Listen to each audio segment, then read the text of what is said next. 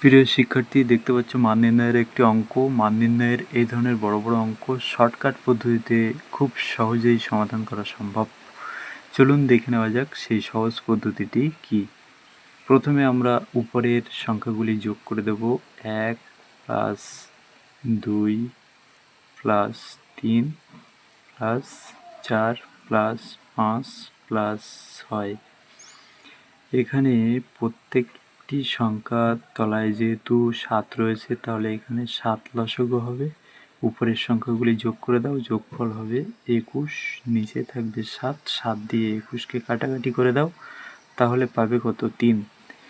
এবারে দেখো 99 কটি রয়েছে? মোট 6টি 99 রয়েছে, তাহলে আমরা এখানে 600 ধরবো। 99 আর 1 হলে 100, তাহলে এখানে 6টি 99কে আমরা 600 ধরেছি। কত বেশি ধরেছি? 6 বেশি ধরেছি। 600 থেকে 6 বিয়োগ করলে আমরা বিয়োগফল পাবো 594। এবার এই 594 এর সঙ্গে 3 যোগ করে দাও, তাহলে কত হবে?